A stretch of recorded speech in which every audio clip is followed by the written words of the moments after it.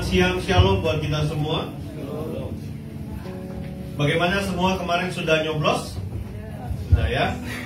Yang menang jangan jumawa, yang kalah juga jangan sedih ya. Biar kita tetap saling mengasihi. Amin, saudara. Ya, puji Tuhan. Terima kasih buat tim dari Present Worship yang sudah melayani dengan luar biasa. Terima kasih juga untuk tim dari Kids dan juga Youth yang boleh memberikan apresiasi buat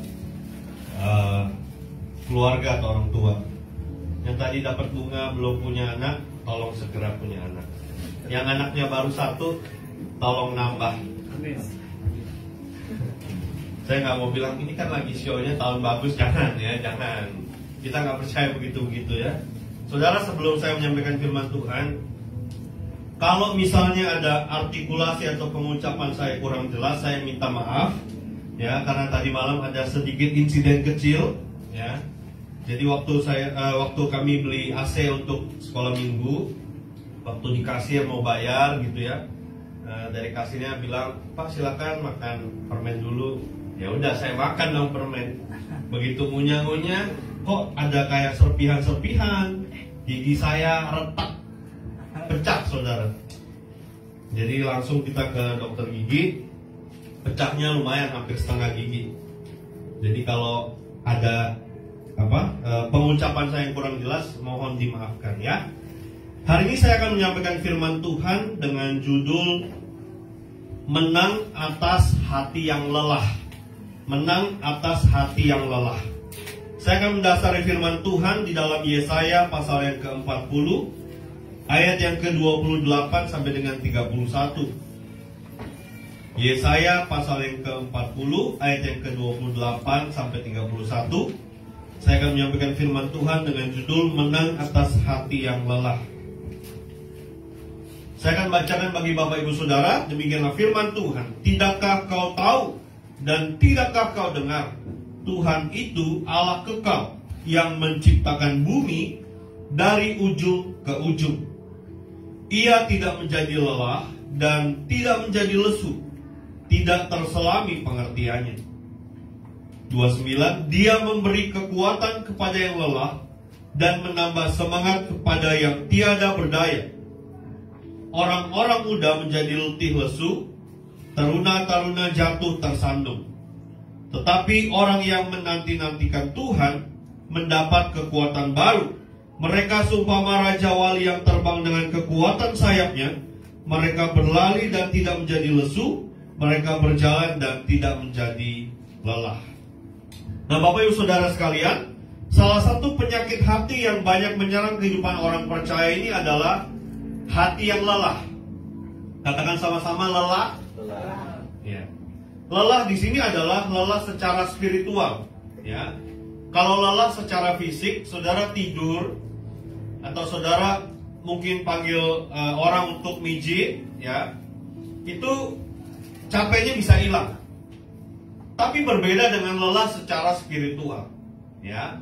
Dan saya perlu sampaikan ini, saudara, bahwa ini adalah salah satu tipu daya iblis yang menyerang kehidupan orang-orang percaya, khususnya di akhir zaman.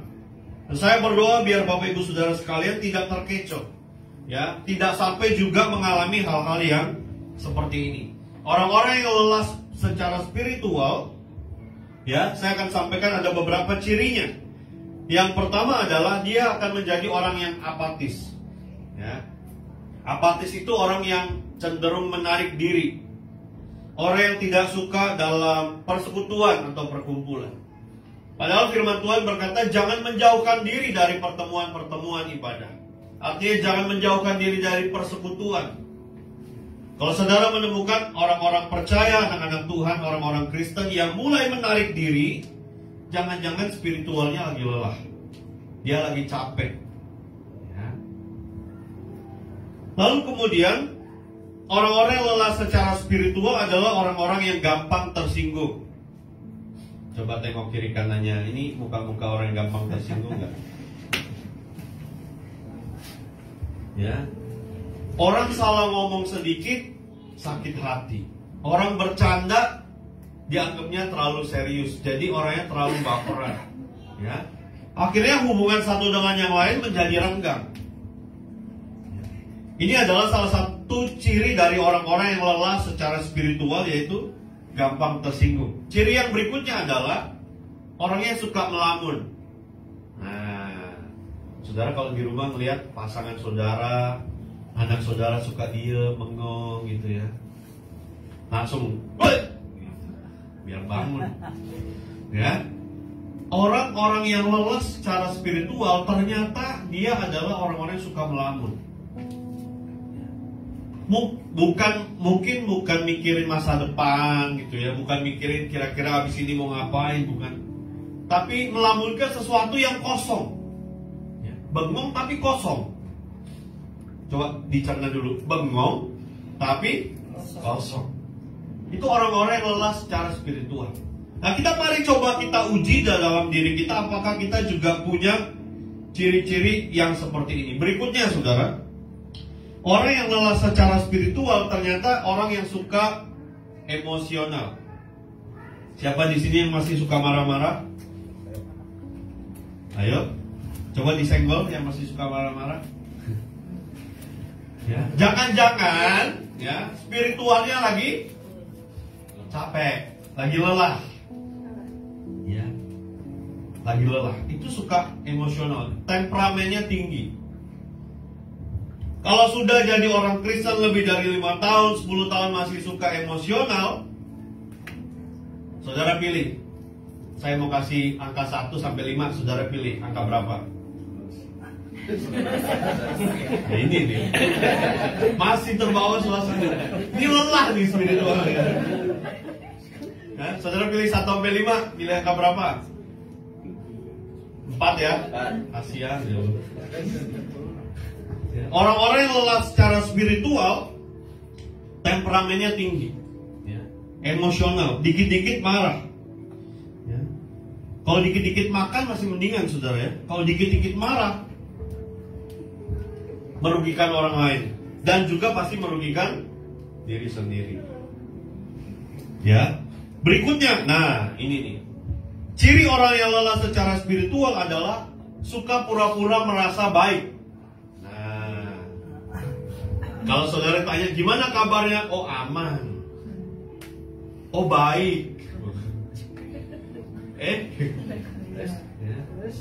Kalau selalu merasa semua baik-baik aja, jangan-jangan spiritualnya lelah. Saudara, dalam kehidupan kita di dunia ini, kita akan banyak menghadapi yang namanya masalah dan tidak akan pernah berhenti. Yang setuju katakan amin. Apapun, contoh, makan permen aja bisa ada masalah, saudara. Makan permennya mungkin gratis kan, permennya gratis. Tapi bayar dokter giginya, waduh, naujubillah bin jalik. Ada yang ngerti nggak? Ya, itu bahasa Arab, saudara. Jangan alergi, itu bukan bahasa agama, itu bahasa Arab. Jadi biasa aja. Jadi masalah itu tidak akan pernah berhenti. Kalau saudara sedang dalam pergumulan, sedang dalam masalah, kalau ditanya bagaimana keadaannya, bagaimana kabarnya, ya jawab saja apa adanya. Ya masih berjuang untuk survive. Itu jauh lebih keren, saudara.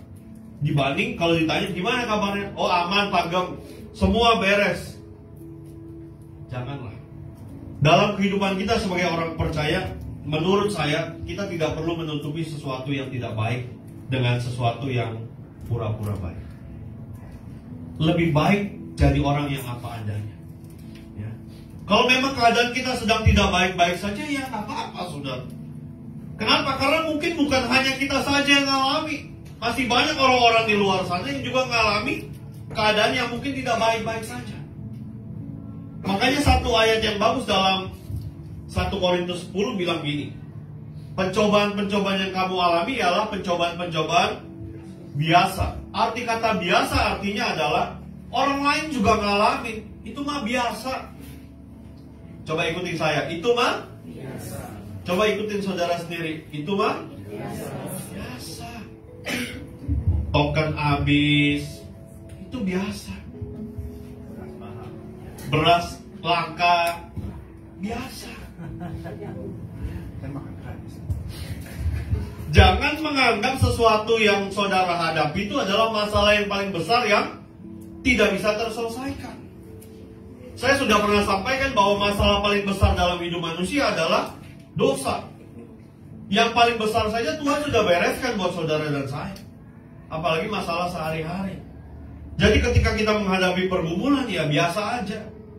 Nggak usah menjadi orang yang paling terbebani dalam hidup, nggak usah, saudara. Belum bayar kontrakan, biasa.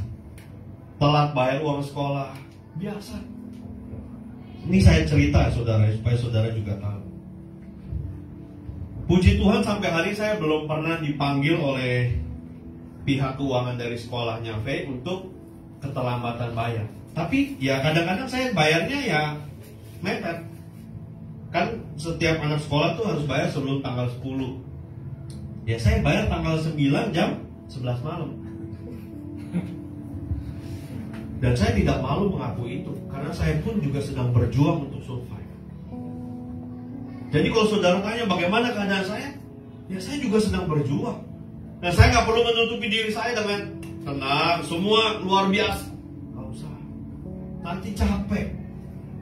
Ngomong kiri kanannya, nanti capek. Nggak usah kita nutupi itu dengan sesuatu yang pura-pura baik. Lebih baik apa adanya. Berikutnya, orang yang lelah secara spiritual itu adalah cirinya adalah orang yang suka merasa kesepian di tengah keramaian. Biasa orang-orang habis putus cinta, ya. Padahal lagi di mall, tapi ngerasanya sendiri aja. Kasian deh lu. Saudara, kenapa itu bisa terjadi? Kenapa kita bisa lelah secara spiritual? Biasanya kita lelah secara spiritual itu ada dua penyebabnya. Yang pertama, yang paling penting adalah kita kehilangan keintiman dengan Tuhan. Itu pasti. Ya, orang-orang yang lelah secara spiritual, dia adalah orang-orang yang kehilangan keintiman dengan Tuhan. Yang kedua, orang-orang yang lelah secara spiritual adalah orang-orang yang punya menghadapi kenyataan di luar ekspektasinya.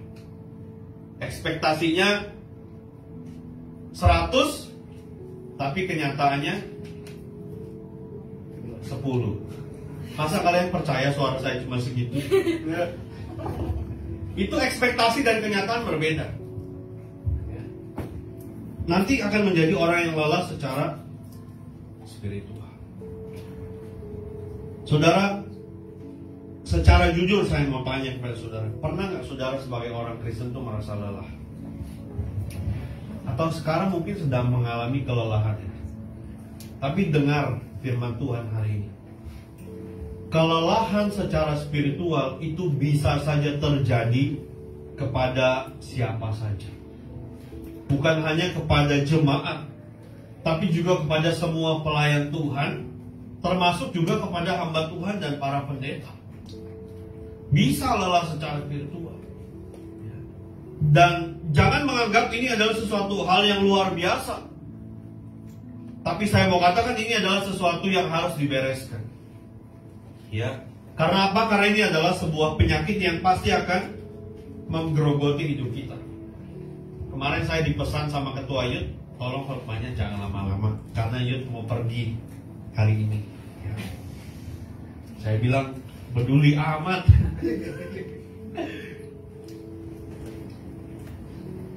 Saudara tahu kata lelah nggak? Jangan saya ngomong lelah-lelah, saudara nggak tahu lagi. Tahu kata lelah nggak? Coba diejak. Huruf pertama apa? Terus?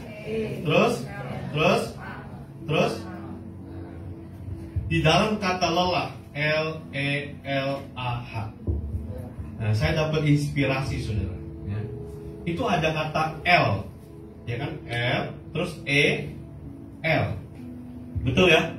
Coba diuji kecermatannya di sini, Bapak Ibu ya. Tolong yang belum sarapan, ya. L-E-L-A-H.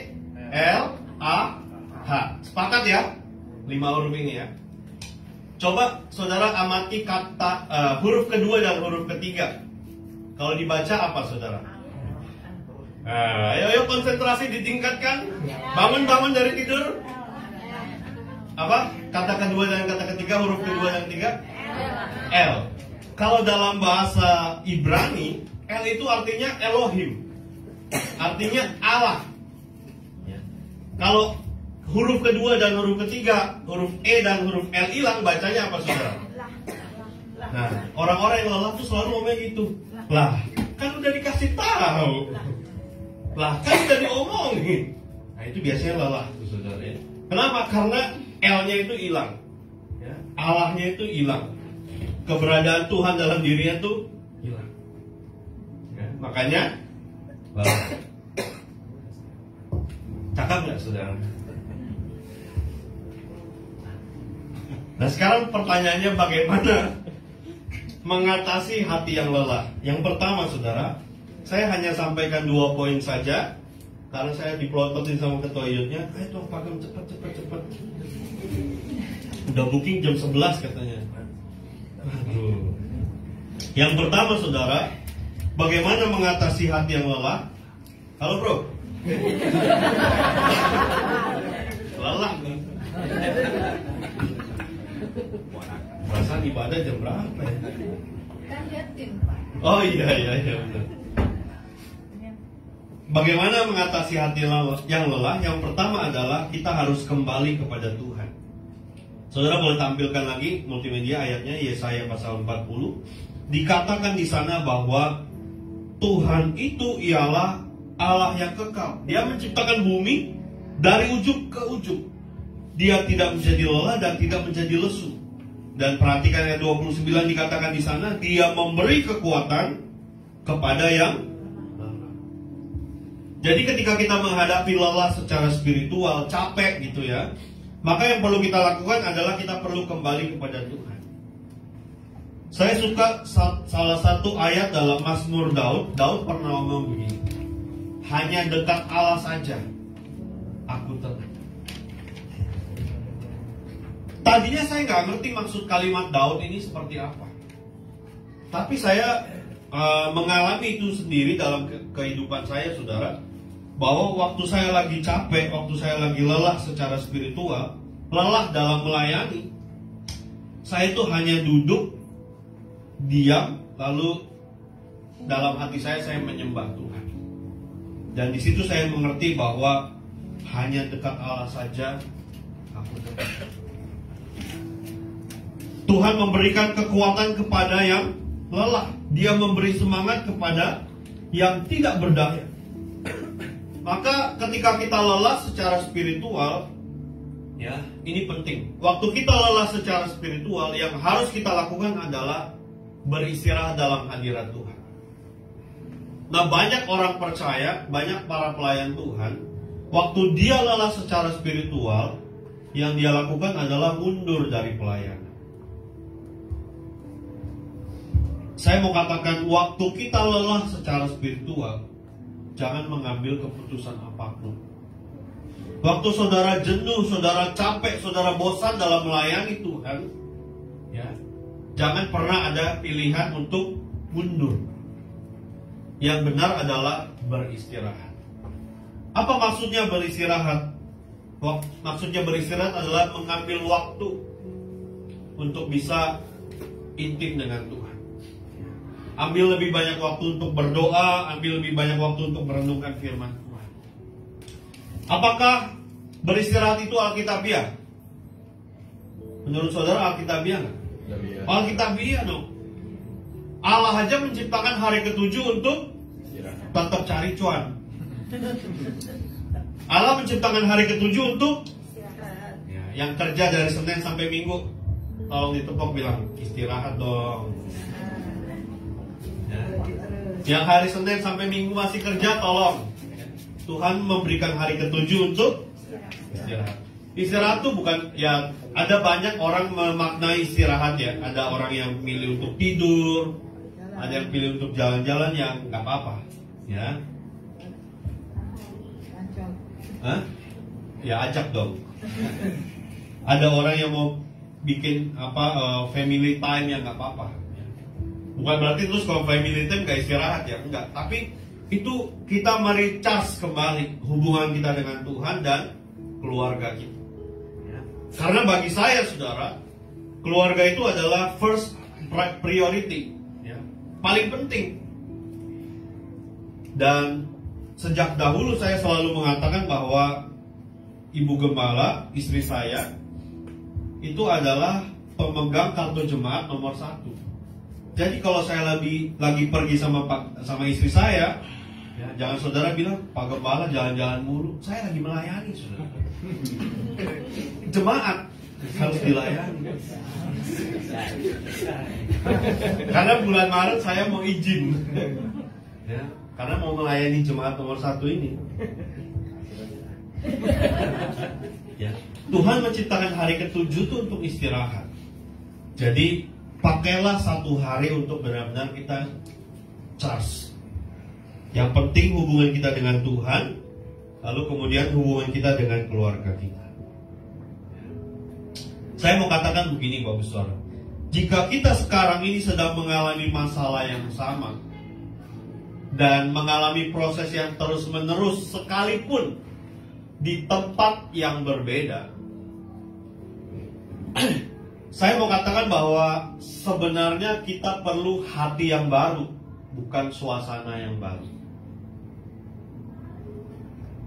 Saya ulangi, kalau kita mengalami masalah yang sama dan proses yang terus-menerus terjadi dalam hidup kita, sekalipun kita di tempat yang berbeda, maka yang kita perlukan sebenarnya bukan suasana yang baru, tapi yang kita perlukan adalah hati yang baru. Jadi misalnya contoh, saudara ada masalah di gereja, saudara mau pindah gereja, saudara akan ketemu lagi dengan masalah yang sama kalau hatimu belum beres. Saudara pindah lagi ke gereja yang lain, pada akhirnya saudara akan berkata, semua gereja sama aja. Bukan gerejanya yang sama aja, hatimu yang sama, hatimu yang belum beres. Itu saudara. Jadi yang perlu kita bereskan adalah yang paling tersembunyi di dalam hati kita. Karena banyak orang pintar melayani, banyak orang hebat dalam melayani, tapi tidak hebat dalam menjaga hatinya. Saya ulang sekali lagi nih, terutama untuk yang melayani. Banyak orang hebat, jago dalam pelayanan, tapi tidak jago dalam menjaga hatinya. Padahal kita mencatat, jagalah hatimu dengan segala kewaspadaan. Artinya apa dengan segala kewaspadaan? Kita harus siap dengan segala sesuatu yang bisa saja terjadi, yang bisa mencuri damai sejahtera, yang bisa mencuri sukacita dalam diri kita. Harus siap. Karena pencuri itu datang di waktu yang kita tidak siap. Kalau kita lagi siap, nih, misalnya contoh kita lagi jaga, pencuri datang, gue mau maling nih. Mungkin nggak, saudara? Nggak mungkin. Yang ada dia ditangkap duluan. Pencuri itu datang di saat kita lengah.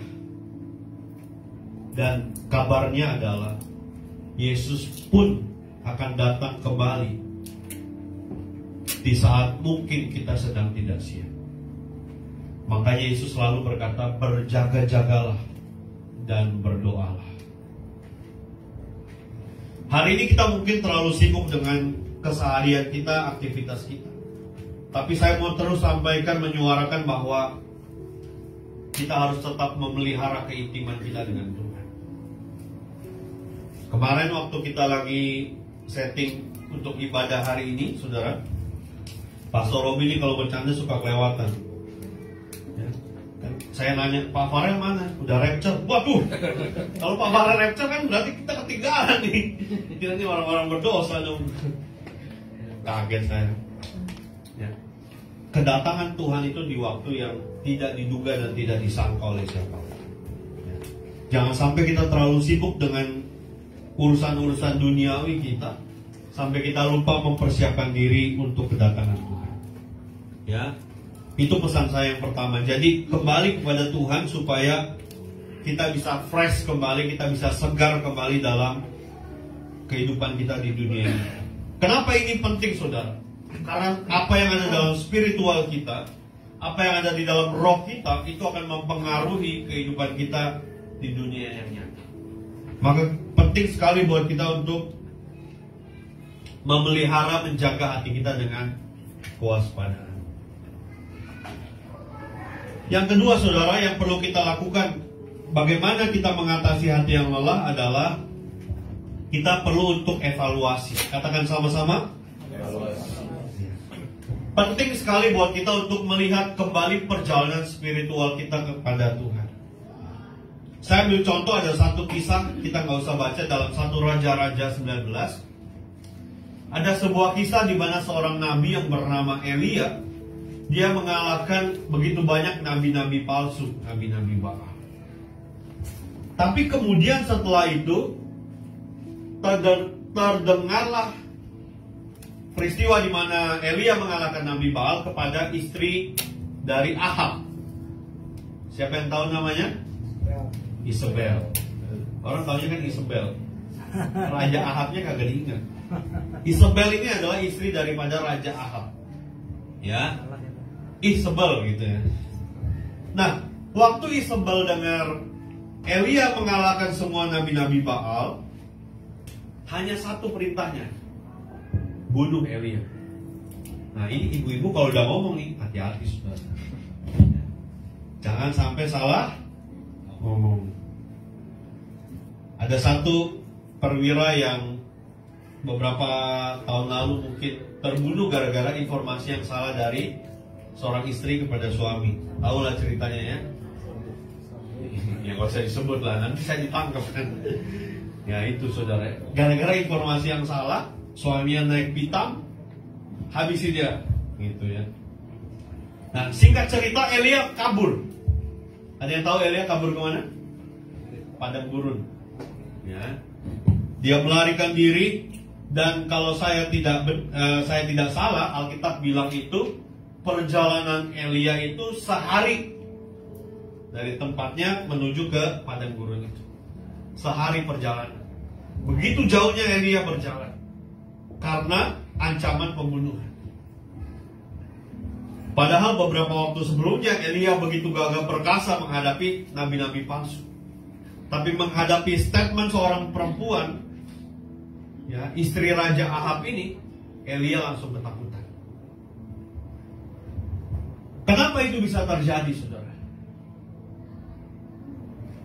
Nabi Elia lupa bahwa dalam perlawanannya menghadapi nabi-nabi Baal itu bukan karena kehebatan Elia, bukan karena dia nabi terus dia jadi menang lawan nabi palsu. Bukan.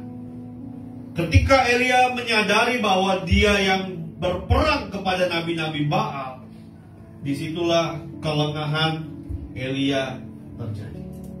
Dia merasa dia yang berperang, dia merasa dia yang hebat. Tapi pada saat itulah dia sadar bahwa peperangan itu adalah peperangan antara Tuhan dengan nabi palsu, bukan Elia dengan nabi palsu. Makanya kita perlu evaluasi. Elia mengevaluasi bahwa ternyata dia sadar apa yang dia lakukan adalah karena kekuatannya sendiri. Saudara bisa membaca kalimat-kalimat yang disampaikan Elia kepada Tuhan pada saat itu. Dan Elia kemudian menyadari setelah dia mengevaluasi bahwa dia menganggap dirinya yang berperang melawan nabi palsu. Bagian yang kedua ini penting, saudara. Dengar baik, perhatikan baik. Jangan pernah menjadi orang yang merasa paling berkontribusi dalam sesuatu. Kalau saudara merasa saudara paling berkontribusi dalam pelayanan, saudara merasa paling berkontribusi dalam keluarga, dalam rumah tangga, hati-hati saudara. Biasanya orang yang merasa paling berkontribusi itu orang yang paling tidak berkontribusi. Karena tong kosong nyaring bunyinya. Jadi kalau misalnya kita ada kegiatan atau ada pelayanan, jangan sampai kita berkata, coba kalau nggak ada saya. Hati-hati saudara. Hati-hati. Ketika kita merasa paling berkontribusi, kita merasa kita paling penting, atau kita merasa paling dibutuhkan, hati-hati. Itu adalah jebakan Batman. Saudara evaluasi lagi dalam pelayanan saudara, dalam pengiringan saudara kepada Tuhan sampai hari ini. Apakah saudara merasa bahwa saudara adalah orang yang paling banyak berkontribusi. Saudara orang yang paling banyak berperan. Kalau iya, saudara sedang masuk dalam fase yang namanya lelah secara spiritual. Sekalipun saya sebagai gembala di tempat ini, saya tidak pernah merasa bahwa ini semua karena saya. Saya selalu berkali-kali mengatakan, kalau bukan karena Tuhan, tidak mungkin terjadi. Dan saya mau katakan itu fakta, dan terus-menerus saya katakan. Saya tidak pernah sekalipun menganggap bahwa, oh ini kan karena pintarnya saya mengatur. Tidak pernah. Karena saya sadari betul sebagai manusia saya bisa salah. Makanya gereja itu punya tim pastoral. Kita punya beberapa pendeta di sini. Supaya sama-sama kita berpikir, sama-sama kita melayani, sama-sama kita memberi yang terbaik. Jadi kalau gereja ini besar, berkembang, kita pindah ke tempat yang lebih besar, itu bukan karena 1-2 orang, tapi karena semua kita yang bersama-sama bergandengan tangan. Saya harus menggarisbawahi ini, saudara. Jangan sampai kita terjebak dan kita membuka celah sehingga iblis bisa masuk dan menghancurkan bangunan spiritual yang kita bangun di dalam Tuhan. Jangan pernah merasa kita adalah orang yang paling berkontribusi. Jangan merasa kita adalah orang yang paling penting di gereja ini. Sakaria pasal 4 ayat yang ke-6. Ini yang sering kali saya ucapkan, saudara. Benar ya?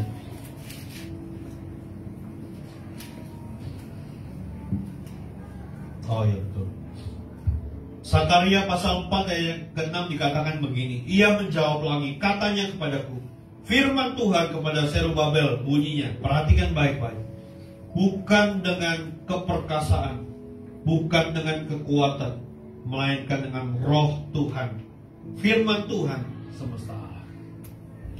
Jadi ketika saudara berhasil, ketika saudara sukses, ketika saudara bisa mencapai sesuatu yang terbaik, perkatakanlah ini, bukan karena kekuatan, bukan karena kehebatan saya, tapi karena Tuhan.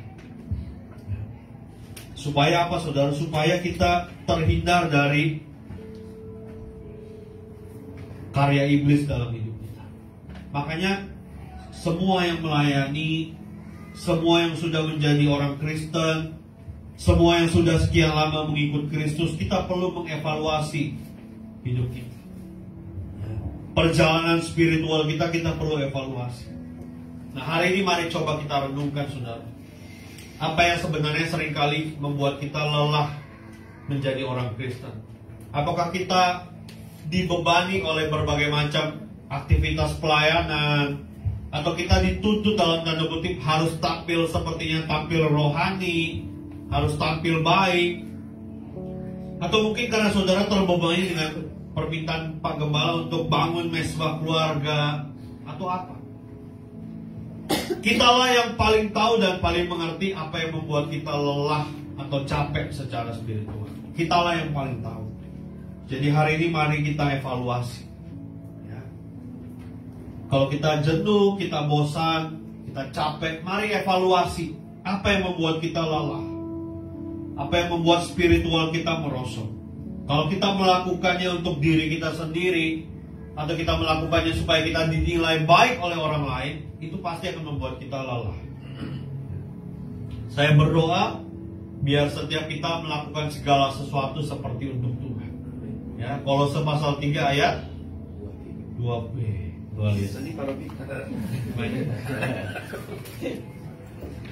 Saudara, kita perlu sadar bahwa jerih payah kita dalam Tuhan itu semua diperhitungkan oleh Tuhan. Sekalipun tidak mendapat perhatian atau pujian dari manusia, tapi Tuhan selalu memperhitungkan. Pengorbanan saudara sedikit pun Tuhan pasti akan perhitungkan. Jangan pernah sia-siakan waktu dan kesempatan yang Tuhan masih berikan kepada saudara. Setiap bangun pagi saya selalu mengatakan, Tuhan terima kasih buat satu hari lagi kesempatan yang Tuhan berikan. Itu kita harus ingat, saudara. Ya, karena kesempatan yang Tuhan berikan jangan kita sia-siakan. Saya berdoa biar kita semua tidak ada yang mengalami keletihan atau kelelahan secara rohani.